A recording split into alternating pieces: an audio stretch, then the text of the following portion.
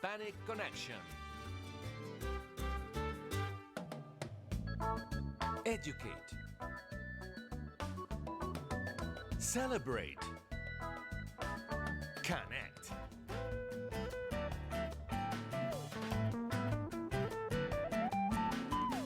Arizona Hispanic Connection. Welcome to AARP, Arizona Hispanic Connection. We have a very informative show today, and it is called Dementia and Promotores Hope Network.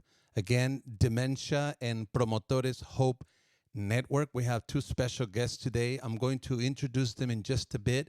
Let me remind you that if you do Facebook, you can go to AARP, Arizona Hispanic Connection, AARP, Arizona Hispanic Connection, and you can find our page. You can follow our page, and if you wouldn't mind, you can ask others to follow our page. We really want to reach the thousands with this important information.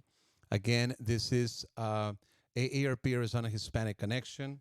The topic today is Dementia and Promotores Hope Network. Le aviso también que en la segunda media hora de nuestro programa saldremos en español. Estamos saliendo 30 minutos en inglés y 30 en español, así es que permanezca en sintonía y toda la información que le brindamos en inglés se la vamos a brindar también en español a partir de la 1:30. So I have two special guests today.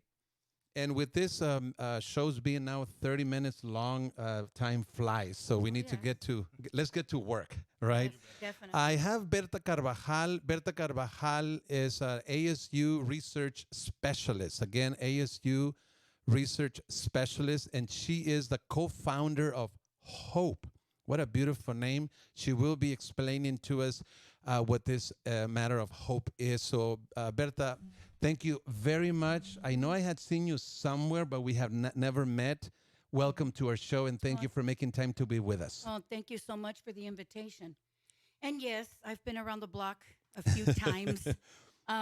It gets to where my own family doesn't like going anywhere with me because everywhere I go, I have the honor of meeting somebody that has crossed my path. And we begin to converse about all of what we're doing. Yes, I am one of the co-founders of the Hope Network, which stands for Helping Other Promotores Excel. This is a network of those promotores, which in English, the term community health worker is what it means. And these are individuals, professionals and paraprofessionals, community volunteers that are movers and shakers in the community. I tell everybody, I share with my community the fact that I learned from the best, my grandmother and my mother. Of course. They were the go-to people in our community. They were the ones that our neighbors trusted to give them the right information, to connect them with what resources were in the community. And if they didn't know, then they said, I don't know, but we can look and see what we can find. Yeah. Let me interrupt you just a little bit. You had just, sorry to use this word, dump a lot of good stuff on us. So let's go the machaca way, right? Carne machaca, you kind of have to do the machaca exercise here. And then because you just share a lot of good stuff. But let's go slower. And let me first introduce also Gabriel or Gabriel Rice is your last name. Yes, that is correct. Speak kind of close to the mic so just to make sure that it'll pick up your voice. All and right. I understand that you speak Spanish. I do. I picked up my Spanish living in Argentina. I lived down there for a few years in my 20s. And I came home and went back to school and thought, you know what? I can speak Spanish now. It's a great gift that I have. And so I went ahead and got my minor in Spanish in college. Awesome. And I've tried to continue to use that throughout my time. I've worked as a volunteer interpreter for different free clinics around the valley and also at different hospitals. From time to time, when I wasn't doing my full-time job, I tried to keep up my Spanish and by helping other people out in clinics and things like that. Good. Now, your title that I have here is Research Project Coordinator. Am I missing Correct. anything, or that's fine? Nope, that'll work. And you work for ASU. Correct. I'm employed with ASU, and I work with Dr. David Kuhn, who is our principal investigator. He is interested in helping caregivers in the community, as well as patients who have chronic diseases such as Alzheimer's or Parkinson's, specifically those two diseases. But we also have programs that help individuals who are caring for people who have chronic diseases such as heart disease, cancer, other debilitating chronic diseases. All right, let's unpack, because I know you've just again share a lot of good stuff. Let's divide this show. We have a max of 30 minutes in what I would call two concepts. Let's talk about the Promotoras concept and then dementia. Let's talk about those kinds of things, just so that I want to make sure that our audience gets at least 2 points that are critical, because the Promotoras model is an amazing model that I'm going to ask you to explain, Berta. And then one of the many issues or several issues that the Promotoras get involved is dementia, as I understand. And I went to the conference, by the way, on Friday, and she was there as one of the panelists, and I got to learn a little bit. So let's focus on that. Deal? Sounds good. Perfect. So, Berta, help us. I know that a lot of people might not know about this concept of promotoras de salud. I know I had heard about the promotoras de salud, the community health workers. Where did this start? Where does this concept start, and how does it land in our area? And then how do you get involved, and try to make it as succinct as possible? Ooh, that's going to be very difficult. Try. But we're going to try. Right. The model is not new. Okay, it's centuries old, and all over our world, in different countries, this model is used in order to get information, health services, education to the community via the very community members that live there. However, the difference is that our promotoras, that's why we created the Hope Network, because we help them become empowered. So let me interrupt you. I was born in a very small town in Mexico. And in Mexico, it's very easy to find this concept, smaller towns, right? There's always one person in a small town. I mean, that seem to know more than the others, more informed about processes, projects, ayudas, helps, what have you. Correct. So do you believe that smaller towns lend themselves a little better than bigger towns to, I guess, implement the promotoras, or not necessarily? No, not necessarily, because what we're doing is focusing in communities. The individual concrete communities. communities. We focus on those individuals that are involved at the school district level. These now are we're parents talking. that are involved. Or at faith-based organizations, I got individuals that like so to volunteer. So you go there and make the pitch, basically, to ask them if they want to.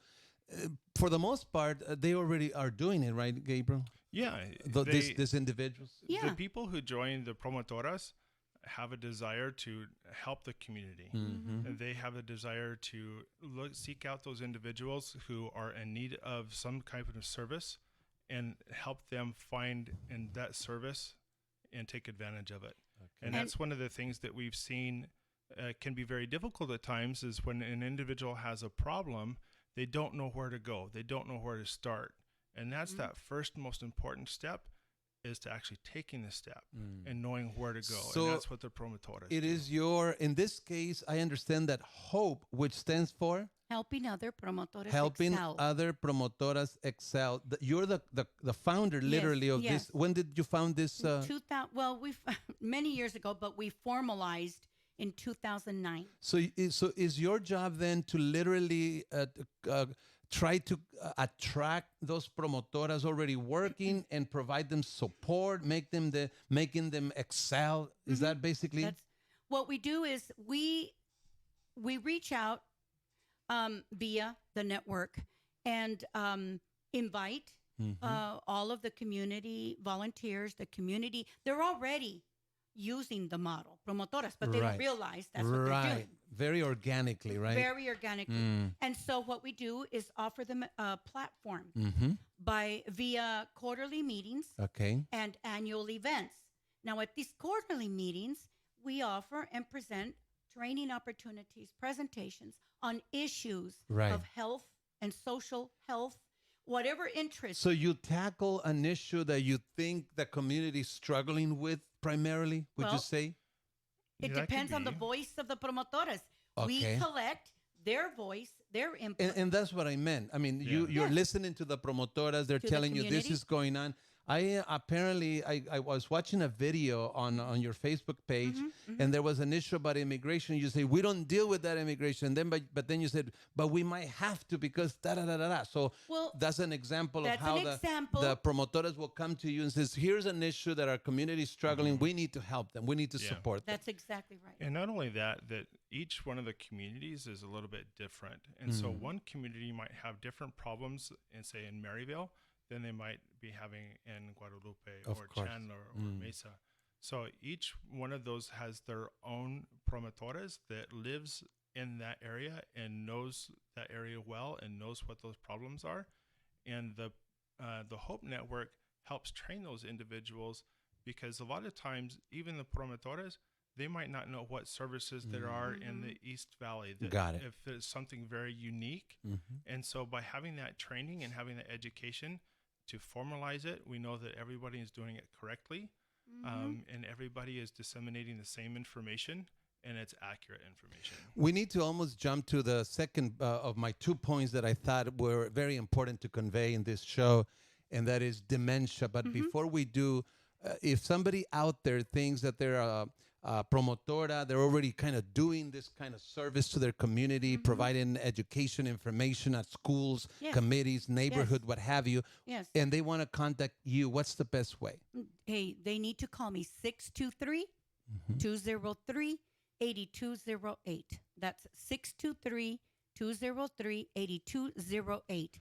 And you know, Gabe touched on a very vital piece, and that is every community has almost identical needs. However, we are listening and dialoguing with the community to prioritize. Okay, out of all those needs that you just identified, what is a priority? And so what the Hope Network does is we bring in, if we are not in a position to present the accurate information, we bring in collaborators, partner agencies, organizations that are going to provide that education and that information, as well as the tools necessary. Are you nation? I hope. We're in right? Maricopa County. Only in Maricopa County. Maricopa And County. do you have other similar efforts, say in Yuma and in Tucson? I have no idea. Okay, so we But need to that's- find that out in case community might be listening from those areas ask us. I would just reach out. But anyhow, let's move on now to dementia because this is a very important topic. Why did you pick? Who picked dementia as an issue? Was it Well- the promotoras that came to you and says this is an issue that we need to address? No, actually, no. In some cases, yes. Okay. But because, okay, now that's my hat as a research specialist that pays the bills, okay? Okay. Through Arizona State University. And so we focus on caregiving, support for caregivers of, loved ones that may be suffering from dementias or Alzheimer's. And, it's one of the chronic diseases where the numbers are rising. And so when we are working with our community of promotores, community health workers, we provide information and training on chronic diseases. Dementia is one of them. And they have been vocal in letting us know we need to know more. So in this case, this is an issue ASU is addressing, and now is being channeled that support through the Promotoras model. Correct. Particularly Dr. David Kuhn. He has been doing dementia research for many, many years now. And one of the things that first caught his attention, he was working with some patients in his postgraduate internship. And he was sitting down and having an interview. And the individual that he was talking with said, you know what, I feel like I'm getting lost. Mm. I feel like because my husband has dementia, we no longer are able to run in the same circles. We didn't receive any Christmas invitations to parties this year. We didn't receive any invitations to go to the events that we used to get invitations to all the time. And so she was feeling like because of the disease that they were becoming an outcast and they were losing their voice. And that's the thing that Dr. Kuhn really likes to focus on, is make sure that individuals still have a voice. That just because you might be suffering from a certain type of dementia doesn't mean that you're going to be ostracized from the community. Doesn't mean that you have to stop doing all the things that you like to do before. Right. And it's about communicating with those individuals, saying we still want to come out and have fun or participate, even though the capacity of the patient might not be 100% what it was. They don't want to be left out and feel lost. Thank you for that. Berta, how does that, so I assume it's a kind of a workshop, a kind of training that you That's are right. preparing the That's right. promotoras who are in the community, educating, supporting.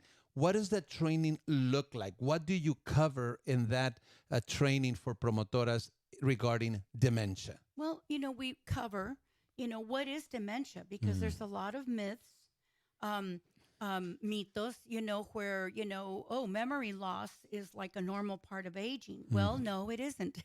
So we have a very structured, and Gabe is an excellent presenter. We have an excellent visuals, PowerPoints that talk about the disease itself, what a healthy brain and a brain affected with the disease looks like. Trying to break down that barrier of fear, presenting the facts, the number of cases how to that have are a going conversation perhaps with the Correct. loved one? with a loved one, or sometimes we need to be better prepared and more observant on changes, on significant changes of possible memory loss. But there are many forms of dementia, not just memory loss. There could be some physical differences in a loved one, in an older person, a loved older adult. So, it's about getting comfortable with the subject. It's about learning as much as we can about it, and then being very observant within our own families, our own community. And that way, if a neighbor says, oh my gosh, my mother just totally got lost today, I don't know what's happening. Right. Then una promotora or promotor that is well informed, has been through our trainings, has been through our presentations, is going to be in a position to connect this family with the resources and the support that's in our community. And we have excellent support at ASU. Right. So, Gabriel, are you one of the trainers on this matter? One of the one who trains the promotoras? So I haven't worked directly with the promotoras. I work mostly with the projects that we are in charge of at ASU. So myself and our team, we are going out, and sometimes we work with the Alzheimer's Association, as well as the area of aging, and we have different programs, and sometimes we train those individuals to deliver those programs, and sometimes our staff members lead those programs themselves. So is this a research that ASU is doing and basically? Correct. Because one of the things we found is that it's really important to help the caregivers, because the caregiver's health is the most important. If the caregiver's health declines or goes away, then where's the pillar? Okay, so now here's another word that was just introduced. So the promotoras is not necessarily a caregiver. It could be just somebody in the community. So now you brought in the matter of a caregiver. Who is the caregiver? One who is caring for someone with dementia in this context? In this context, correct. Okay. Someone who is caring for a loved one who has any type of disease or impediment that they can't carry out their normal daily activities. Right. So you also provide support for the caregiver. Yes, that's the main goal of most of the projects we have. We have one program called EPIC. It stands for Early Stage Partners in Care. And with that program, it's aimed toward the caregiver and the early onset or the early stages of Alzheimer's disease. And so we bring our person with Alzheimer's and the caregivers together, and we have it's a 7-week course that they go through, and they learn different strategies on how to reduce stress, how to communicate effectively, things like that. And this is for the caregiver, not necessarily for a promotor, correct? Correct. Okay. So I see kind of ASU does, and in addition to dementia, what other areas are you addressing? We are addressing individuals who have some of these problems who are living alone. We address the individuals who have intellectual disabilities, most specifically Down syndrome. Down syndrome is trisomy 21, and on that 21st chromosome, there's a gene that encodes for A beta. And A beta is one of the proteins that's responsible for the memory decline in Alzheimer's disease. So that means that individual has an extra copy of that gene, and so if they have the protein that ends up turning into a plaque, they have an increased chance of getting Alzheimer's disease at a much younger age, and the Alzheimer's is usually much more severe. So we work with those populations as well. And also one of the charges that we've been given is to go through outreach with the Latino community. And so most of our staff is bilingual. And so our job is to go out there and let individuals in our Latino communities know that we are here. We have these programs to support caregivers and family members, and they're free. In some cases, when the project is still in the research phase, as the EPIC program is, we even have a small stipend for the individuals when they come in to participate. Perfect. A lot of good stuff here. We have about a minute. I want to make sure to say that another one of the opportunities that we are, inviting the Latinos, for their voices to be heard in the fight against Alzheimer's and other related dementias. It's very important that we become informed and contact ASU's Aging Successfully in Diverse Communities. We're a partner of the Arizona Alzheimer's Disease Center, and this particular project, it's an opportunity for individuals 50 and older to call and get involved in an aging study, and it's totally free, and we get to see our brain health. I participated. I barely made it past the 50 mark. And so it's important that our community know where to call. I am going to have to say, Berta, that please keep your Facebook page. I think most people nowadays, they can get better information if they just go to a page, and then from there you direct them. So please keep posting stuff on the whole page above all. We run out of time. Thank you to Marlene Carrasco. Thank you for joining the conversation. Leticia and Ricardo Parra, thank you so much. This is all the time we have for now.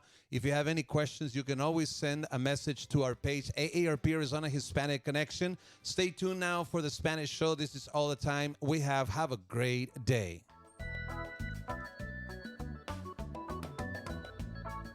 Distinguido Radio Escucha, At Home Real Estate presenta su programa ¿Quién es quién? En Bienes Raíces, a cargo de Francisco Mendoza y su servidora Nidia Almonte.